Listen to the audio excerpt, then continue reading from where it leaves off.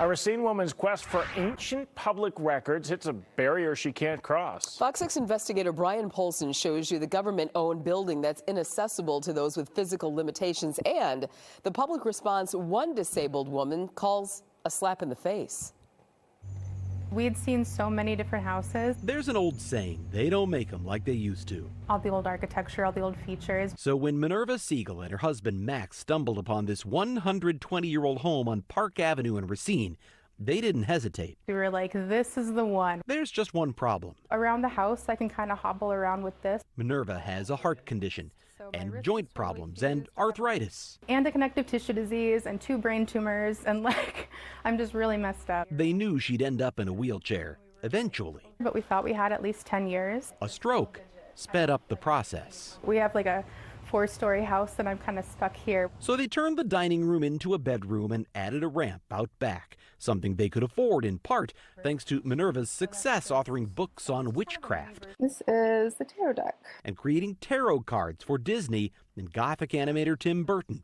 Still, more substantial renovations were out of reach. We looked into having some kind of elevation system put in, but it was going to be like $200,000. If anyone understands the conflict between old architecture and physical limitations, Let's use a crosswalk. it's Siegel. But it's what she encountered at another historic building just a few blocks from home Inaccessible. that prompted her to contact the Fox 6 investigators. They think they're exempt from ADA laws. This stone building on Main Street in Racine is on the National Register of Historic Places.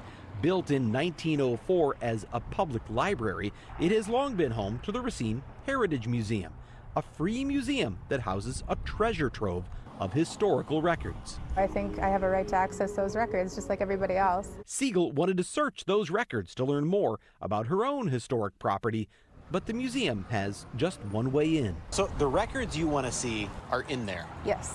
But what do these 8 stairs mean as far as you getting to those records? It means I can't access them.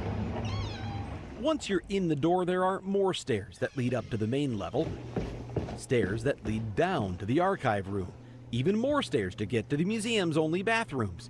In short, the building is not ADA accessible, but according to the Racine Heritage Museum's website, it doesn't have to be. I know it's a historical building, but I don't think that's right. According to the Wisconsin Historical Society, it does. Historic buildings, it says, must be as accessible as non-historic buildings to the greatest extent possible. There's no law or there's no sort of loophole in the ADA that gets a facility out of its duty to accommodate people with disabilities. Hannah Balder is an attorney for Disability Rights Wisconsin. No one here is asking the museum to suddenly, put in ramps or change their doors. While the ADA does allow a hardship exemption for renovations that are cost prohibitive, she says it's not a free pass to treat disabled individuals differently. This is really an issue of reasonable accommodations. In this case, what rankled Siegel was not the lack of ramps or elevators, but as she wrote in a 1-star review, it was the museum's policy of charging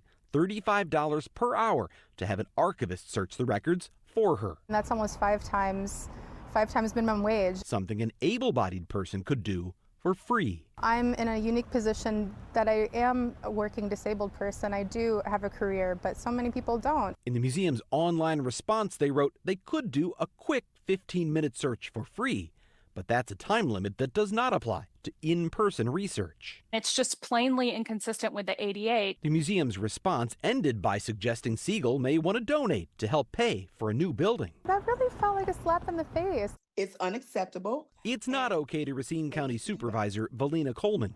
After all, the county owns the building and leases space to the museum. We need to do better. She believes a free search is warranted. That's the least that we can do.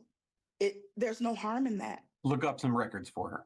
To look up some records, because at the end of the day, if she could do it herself, she would. Would that be enough to you? Yeah, absolutely. For Siegel, it's a matter of principle. We all should be able to learn about our city. What's free for one should be free for all. After we started asking questions, Racine County's attorney, Corporation Counsel, issued a statement saying he talked to the museum and, quote, highlighted the importance of program accessibility.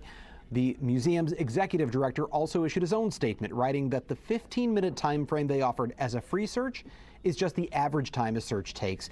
If it looks like more time is needed, he writes, quote, "We are of course happy to accommodate that at no additional charge." He says that applies to all individuals who are physically unable to access the archives, and he says they have now removed the reference to being exempt from the ADA from their website. You can see his full statement at fox6now.com. Brian Polson, Fox 6 Investigators.